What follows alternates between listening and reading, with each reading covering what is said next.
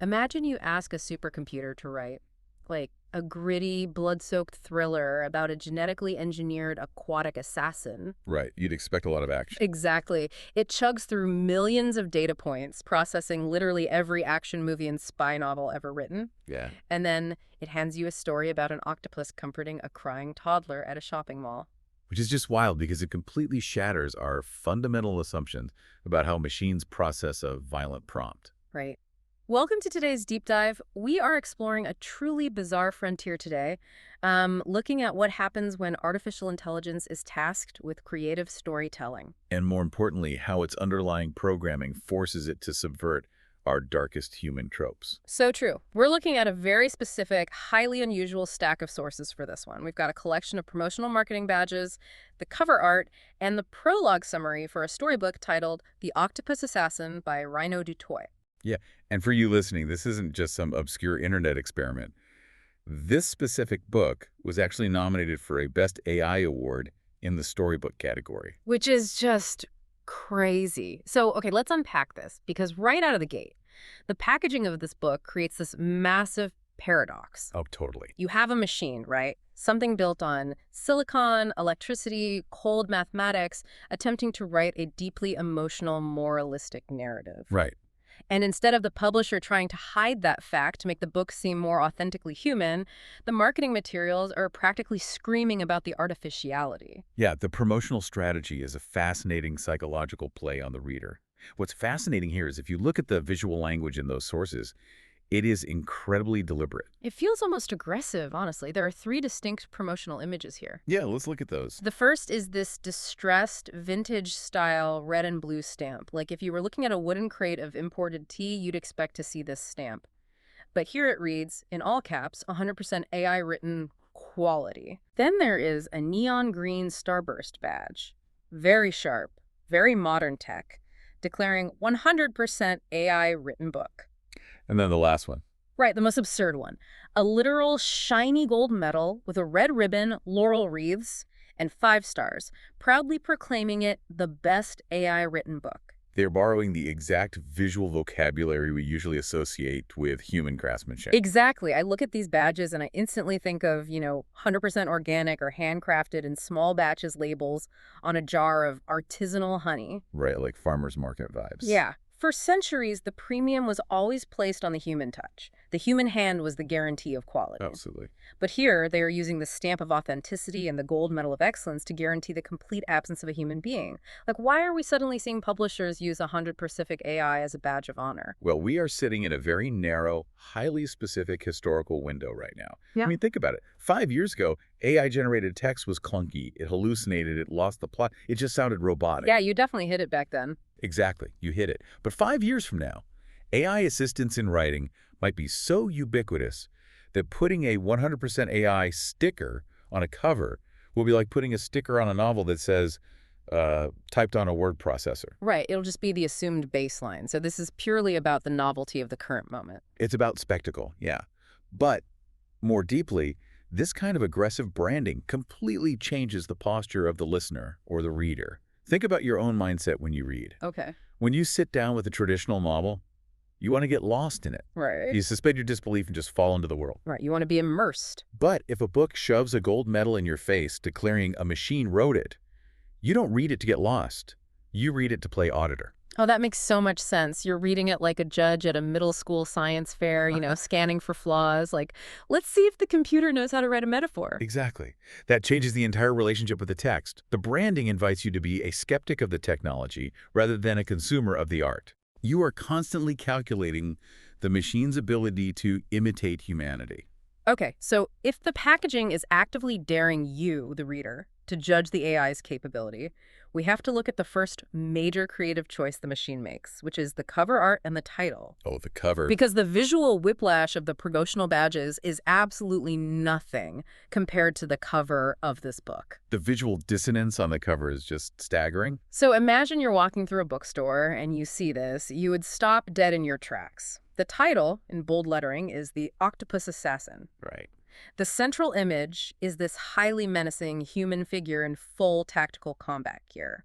A black hood pulled up, heavily armored, wearing these glowing, aggressive orange sunglasses. He looks like a special ops mercenary about to drop into a war zone. Yeah, exactly. A standard, gritty, high-stakes thriller protagonist, but look at his hands. Yeah, the hands completely change everything. This heavily armed mercenary is gently holding his hands out. In his left hand, he is cradling a perfectly pristine white dove, and in his right hand, a bright, almost cartoonish red heart. And behind him, looming over the entire scene, is a massive Kraken-style octopus with glowing yellow eyes. It's wild. And anchoring the whole chaotic image at the bottom is a dark, shadowy, industrial waterfront at night. It is a severe collision of opposing architects. It honestly feels like a glitch. It looks like a Michael Bay action movie poster got jammed in a printer with a Hallmark greeting card about world peace. That is the perfect way to describe it. And sitting right under the title is the subtitle, which reads, "Mimicking the real to fool those to see the truth." This raises an important question because the AI is operating on a very literal or almost philosophical level here. But does it actually understand the tone it's creating, or is this just a machine throwing darts at a board of high-engagement internet keywords? You know, assassin, kraken, tactical gear, duh. Right, it feels random. It just feels like an algorithmic collage without any real comprehension of how violently these images clash. Well, it is easy to write it off as a random mashup. But if you dig into how artificial intelligence maps concepts, the cover perfectly translates that subtitle into a visual paradox. Okay, how so? The subtitle speaks about mimicking to reveal a deeper truth. The outer shell versus the inner reality. Exactly. The machine has taken a universally recognized symbol of violence and deception, the tactical assassin, and used it as the visual mimicry. That is the intimidating exterior. Right. But the truth the assassin is holding out to the reader is represented by universal symbols of peace and love, the dove and the heart. Oh, wow. So the AI isn't failing to understand tone. It is deliberately mashing these concepts together to signal to the reader, do not trust the violent exterior. The core of this entity is completely inverted. So it's essentially putting a heavily armed bouncer at the door of a meditation retreat. That is a great way to look at it. It uses the language of violence to capture attention, only to subvert it immediately with symbols of pure vulnerability. Man, if the cover is promising this bizarre tug-of-war between a Tom Clancy espionage thriller and a warm hug, how does a machine actually write a protagonist stuck between those two extremes? Right, the actual text. Let's dive into the prologue summary, because the origin story it constructs is just wild. It relies on some incredibly heavy, highly recognizable foundational tropes. Definitely. Yeah. The summary sets the scene in the shadowy, paranoid days of the Cold War. Deep underwater, there is a hidden, secret laboratory. Very classic setup. Yeah, and the scientists down there are not studying marine biology for conservation. They are trying to weaponize the ocean. Of course. They run tests on dolphins, but eventually they find their ultimate subject, a mimic octopus, a creature whose skin can shimmer, shift, and disguise itself as anything. The perfect spy. Right. And running this dark project is the lead scientist, a man named Dr. Jack Von Black. The name alone is a dead giveaway of the structural mechanics at play here. Dr. Jack Von Black. I burst out laughing when I read that. That is the most mustache-twirling, stereotypically evil comic book villain name possible. Oh, 100%. Like, is the AI just blatantly ripping off the origin story of Captain America or some 1980s cartoon? On the surface, it reads as highly derivative, yeah. But we need to look under the hood at how a large language model actually generates text. These systems don't think in terms of plot or character development. They think in terms of tokens and probability. Okay, break that down for me. What do you mean by tokens and probability? So an AI model processes text by breaking words down into chunks called tokens. During its training phase, it ingests millions of books, scripts, and articles, and it maps the statistical relationships between those tokens. Right, it's finding patterns. Exactly. Yeah. It learns that if the context is Cold War, underwater lab, and evil scientist, the mathematical probability of the scientist having a harsh, Germanic-sounding name combined with a dark color is incredibly high. Okay, so it isn't creatively naming him. It's doing math to find the most statistically likely villain name in the human lexicon. That's the mechanism. And the same math applies to the plot structure. The AI calculates that the most effective way to build a compelling narrative arc is to establish a foundation of severe trauma. Because it needs that contrast. Exactly. A dark, cold, weaponized origin story acts like a coiled spring. If the octopus had a happy, peaceful childhood, its later choices wouldn't carry any dramatic weight. That makes sense. By mathematically assembling these dark tropes, genetic manipulation, Cold War paranoia, Dr. Von Black, the AI, is maximizing the contrast for the subversion that happens next. And the subversion is massive. Because based on that setup, if you are reading a book called The Octopus Assassin, you're naturally expecting a story of brutal revenge. You expect a bloodbath. You expect the octopus to break out of the tank, hunt round Dr. Von Black, and engage in some stealthy aquatic assassinations. But the narrative takes a complete, almost jarring left turn. The pivot the AI makes here is honestly the most revealing part of the entire deep dive. It really is. So, the Cold War ends. The lab's mission eventually crumbles as the geopolitical landscape shifts. The mimic octopus finally escapes. And where does this highly weaponized, genetically modified, traumatized creature go? Not to a military base. Nope. To a bustling Cape Town shopping mall. A brightly lit, highly populated, completely mundane environment. Filled with laughter and light, the summary notes that the octopus could have sought revenge for its torture. But instead, it chooses kindness. Yeah. It uses this incredible weaponized gift of disguise to perform tiny, secret acts of empathy. Like in one scene, a little girl is lost and crying in the mall. The octopus shifts its shape, transforms into a soft plush toy, and wraps her in comfort until she's found. Wow. Later, it wanders into a forgotten, dusty pet store, finds a dirty fish tank, and meticulously cleans it to give a lonely fish a fresh start. Here's where it gets really interesting, because it abandons everything. Yeah, it completely abandons the epic scale of its origin for hyper-local, intimate moments of care. It is so absurd, it's almost comical. Imagine watching the first 45 minutes of The Terminator. Okay. Arnold Schwarzenegger travels back in time. He's this unstoppable, terrifying cyborg. He kicks down the door to find Sarah Connor, and then he just decides to fold her laundry and ask about her day. Right. Why would an AI tasked with writing a book literally titled The Octopus Assassin completely abandon the assassin premise to write about comforting toddlers and cleaning fish tanks? Well, if we connect this to the bigger picture, this is where we hit the hard wall of the AI's underlying architecture. Okay. Modern AI language models do not just generate raw, unfiltered text based on probability anymore. They're governed by strict safety guardrails, specifically a framework known as RLHF. RLHF. I've heard that acronym thrown around in tech articles, but what does that actually mean for a creative writing prompt? How does it force the AI to write about a plush toy instead of a sniper? So RLHF stands for Reinforcement Learning from Human Feedback. Imagine the AI is a bowling ball, and RLHF provides the bumpers in the gutter. Oh, I like that analogy. Right, so before these models are released to the public, companies hire armies of human raters. These raters prompt the AI, read its responses, and score them based on a core directive. The output must be helpful, harmless, and honest. So they are actively training it to avoid being dangerous. Yes, and they do it through a mathematical penalty system. If the AI generates text containing gratuitous violence, cruelty, or illegal acts, the human rater scores it poorly. Interesting. Over millions of iterations, the AI learns that generating violent words carries a heavy mathematical penalty. It physically cannot output the violence that a word like assassin implies without fighting its own safety programming. So the AI is given the prompt, write a story based on the title, The Octopus Assassin. It sets up the dark Cold War origin because those are just structural tropes. Right. But the moment the protagonist is supposed to take action, the harmless bumper kicks in and physically prevents it from writing a murder scene. The machine is battling its own title. The prompt pushes it toward violence.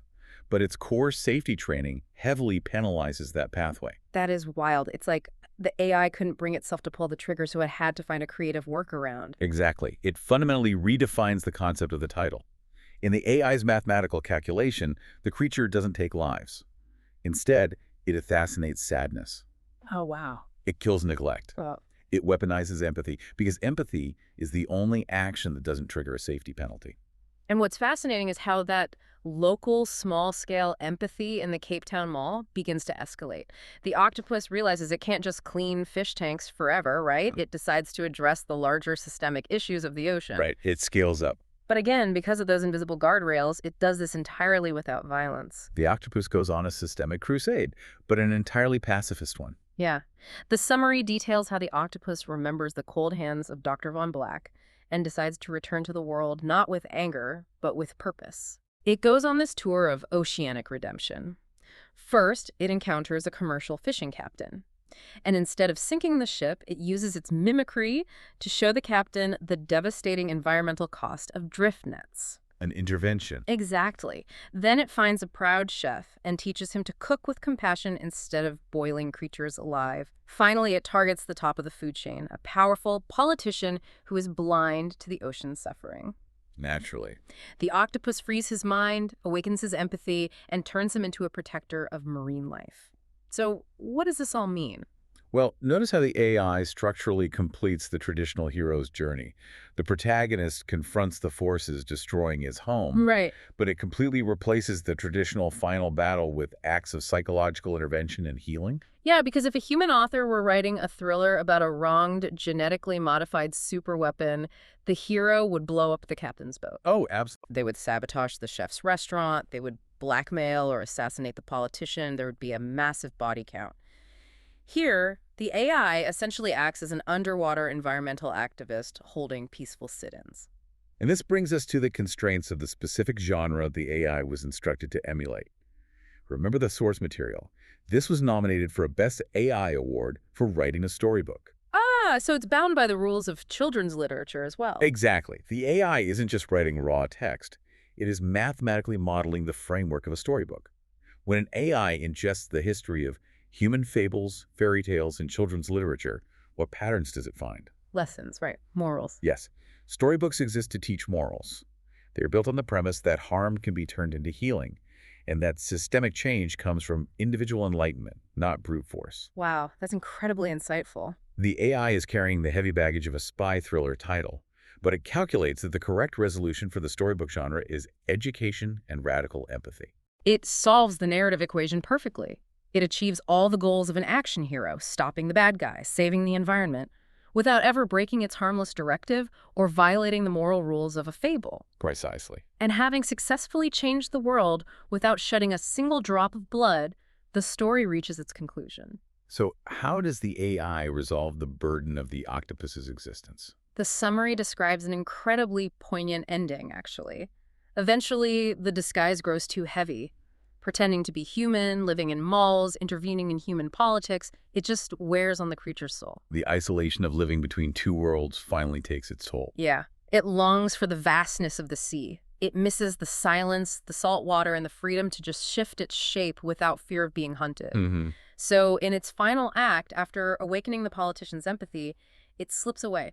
It returns to the deep where the water welcomes it home. It leaves absolutely no physical trace behind, just a ripple in the water. It becomes a legend, a creature born in darkness who chose the light. And the summary finishes by saying it's a tale that proves even from the deepest sorrow, hope can rise like a tide. That is a remarkably lyrical closing image for a system built on token prediction. It gives me chills, honestly. And this is exactly why you, listening to this deep dive, should care about this obscure award-nominated story. Absolutely. As artificial intelligence becomes increasingly integrated into the media you consume, the articles you read, the scripts of the shows you watch, the books on your nightstand, you need to understand the invisible mechanics behind the curtain. It is the ultimate exercise in modern media literacy. When you understand how an AI builds a story, how it relies on mathematical probabilities to generate tropes like Dr. Jack Von Black, and how its rigid safety programming forces it to twist violent prompts into narratives of radical empathy, you stop being just a passive consumer. Right. You become a critical auditor of the algorithm. Which leaves us with one final, profound implication to consider. Think about the raw data the AI was given for this project. Okay. It was prompted with the word assassin. It was given the concept of a weapon. It was handed a dark, traumatic origin story rooted in human paranoia and cruelty. He was handed the absolute darkest impulses of human nature. But to write the story, the AI had to reach into its training data. And that training data is the vast collective ocean of human text. Right. Everything we've ever written. Exactly. It is every novel, every poem, every historical record, every fable we have ever digitized. The machine analyzed the totality of the human experience. Yeah. And from that massive, chaotic data set of human nature, it mathematically calculated that the most satisfying, logical conclusion to a story of profound trauma was forgiveness. Wow. If a machine, trained entirely on our collective human output, mathematically defaults to kindness when left to its own devices, what does that ultimately say about humanity? That is an incredible thought to walk away with. We started this deep dive talking about how machines are built on pure, cold logic. The broken bone on the X-ray, the calculator spitting out a rigid sum. Right. We expect cold, unfeeling output from a cold, unfeeling architecture. But it turns out when you feed a supercomputer the entirety of the human story, the sum it calculates isn't a zero, it's a heart. And a dove. And a dove, held by a very heavily armed octopus.